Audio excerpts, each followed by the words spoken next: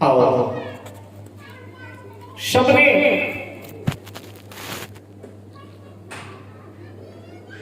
पार्वती को घेर लिया। महाराज मैना हिमांचल पार्वती को अपने गोद में बिठा करके शिक्षा दे रहे, नारी शिक्षा। बेटी पार्वती, नारी का जीवन बड़ा कष्टमय होता है। भारतीय नारी का जीवन गंगा की तरह होता है। जैसे गंगा जब हिमालय से निकलती है तब अपने रास्ते वो स्वयं तय करती है। उसके मार्ग में विघ्न बहुत आते हैं। कोई उसमें कूड़ा कचरा फेंक देता है, कोई मलमूत्र विसर्जित कर देता है, कोई शव विसर्जित कर देता है, लेकिन फिर भी गंगा अपने दामन को पवित्र रखती है, उसमें दाग नहीं लगने देती। रास्ते में चट्टान आते हैं तो इधर उधर से होकर वो निकल जाती है अथवा उनके ऊपर से होकर के निकल जाती है। ऐसे ही नारी का जीवन है। अनेक विसंगतियां नारी के जीवन में आती हैं, लेकिन नारी उन विसंगतियों का सामना करते हुए अपनी पवित्रता, अपनी मर्यादा बनाए रखती है। हे बेटी पार्वती, बेटा एक कुल का उद्धार करता है, लेकिन बेटी दो कुलों का उद्धार करती है, पति के कुल का और पिता का कुल का। बेटी पार्वती, तेरे साड़ी की छोर में दो कुलों की इज्जत बंधी हुई है।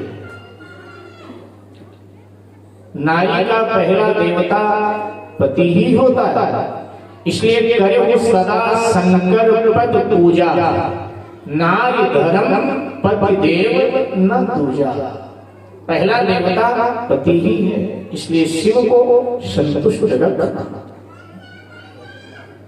रोती रोती महारानी मैना इतनी विह्वल हो गई कि वो ब्रह्मा जी को दोष देने लगी कि हे विधाता, हे ब्रह्मा जी, तुमने जगत में नारी जाति की सृष्टि क्यों किया? क्या आपकी सृष्टि बिना नारी के अधूरी थी क्या? कद सृजी नारी जग माही। मैना जी कहते हैं कि पराधीन सपने हो सुख ना, पराधीनता में सुख कहा। ये मैना जी की उद्घोषणा है। और नारी का जीवन तो लगभग पराधीनता में ही बीत जाता है। छोटी है तो माँ बाप के अधीन, बड़ी हुई विवाह हुआ तो पति के अधीन होगी, और जब वृद्ध हुई, बूढ़ी हुई तो संतानों के अधीन हुई, बाल बच्चों के अधीन हुई, सारा जीवन पराधीनता। राष्ट्रकवि मैथिली शरण में लिखते हैं यशोधरा महाकाव्य में कि नारी जीवन हाय तुम्हारी यही कहानी। नारी जीवन हाय तुम्हारी यही कहानी, आंचल में है दूध और आंखों में पानी। आगे गुप्त जी कहते हैं ऐसी कौन कथा है जिसमें नारी रहा नहीं करती? क्या किशोरी जी का चरित्र रामायण से हटा दिया जाए तो राम कथा सुनने लायक रह जाए? क्या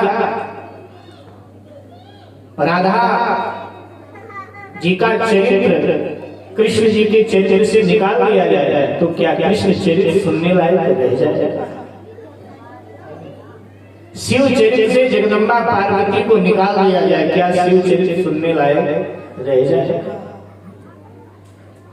नारी जीवन हाय तुम्हारी यही कहानी, आंचल में है दूध और आंखों में पानी। आगे कहते हैं मैथिली शरण जी ऐसी कौन कथा है जिसमें नारी रहा नहीं करती, ऐसी कौन व्यथा है जिसको नारी सहा नहीं करती, ऐसी कौन व्यथा। दोष देने वाले तो आज भी द्रौपदी को दोष दे देते हैं कि महाभारत का कारण द्रौपदी थी, लेकिन द्रौपदी ने जो व्यथा सहा उधर से आंखें आपने बंद कर दी। इस देवी को कितनी व्यथा सहनी पड़ी। ये तो बड़ा निर्दयता होगी कि हम कह देंगे महाभारत का कारण द्रौपदी थी, ये बड़ा अन्याय होगा द्रौपदी के साथ, नारी जाति के साथ अन्याय होगा। ये बड़ी निर्दयता होगी जब हम ये बोलते हैं कि द्रौपदी महाभारत का कारण। जो लोग थे उनका तो नाम नहीं लेते हैं आप। ऐसी कौन व्यथा है जिसको नारी सहा नहीं करती। राजा रानी एक एक शिक्षा देते जा रहे हैं, बिलाप करते जा रहे हैं। मेरे भाई, हमारे देश में नकली बाप रोया, इस भारत भूमि में नकली बाप रोया है जब उसकी बेटी विदा हो रही थी। और महाराज हिमांशु तो असली बाप है, असली पिता, यहाँ नकली पिता रोया है। आपने कालिदास का लिखा हुआ अभिज्ञान शाकुंतलम पढ़ा होगा, और नहीं पढ़ा होगा तो सुना जरूर होगा कि जब शकुंतला दुष्यंत को ब्याह दी गई, दुष्यंत शकुंतला को विदा करा के अपने राजमहल को जाने के लिए तत्पर थे। उस समय कणव ऋषि की हालत क्या थी? कणव ऋषि शकुंतला के पालक पिता है, वास्तविक पिता नहीं। उन्होंने लालन पालन शकुंतला का किया है। शकुंतला के वास्तविक पिता विश्वामित्र हैं और उसकी मां मेनका है, लेकिन कणव ऋषि ने लालन पालन शकुंतला का किया। लेकिन जब शकुंतला विदा हो रही थी, उस समय का जीता जागता चित्रण कालिदास ने अभिज्ञान शाकुंतलम में किया। लिखते हैं कि जिस पत्थर चट्टान पर शकुंतला बैठा करती थी, पत्थर के चट्टानों से आंसू निकलते थे। जिस वृक्ष की छाया में बैठी थी वो वृक्ष रो रहे थे, जिनमें पानी डाला करती थी वो पौधे रो रहे थे। यहाँ तक कि जो वन के मृग है, जो आश्रम के आसपास रहते थे, वो मृग दौड़ दौड़ के आ गए और शकुंतला की साड़ी के छोर को अपने मुंह से पकड़कर बारी बारी अपनी ओर खींचते हैं। वो मृग भी रो रहे हैं कि बेटी तू जा रही है, तू कणव की क्या पूरे वन के लोगों की बेटी थी। वन का जड़ चेतन शकुंतला को प्रेम करता था और वो मांगता था कि शकुंतला मेरी बेटी है, मेरी गोद में खेली है, मेरे आंचल में खेले।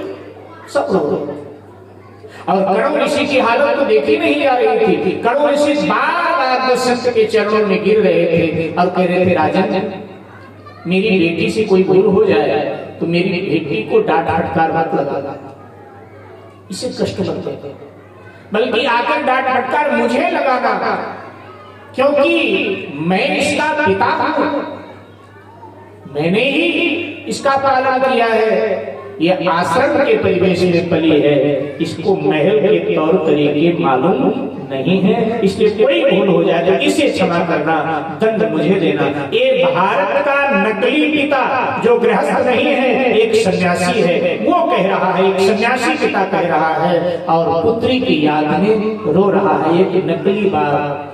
तो असली पिता जब अपनी बेटी विदा करता होगा तो उस पिता से पूछे।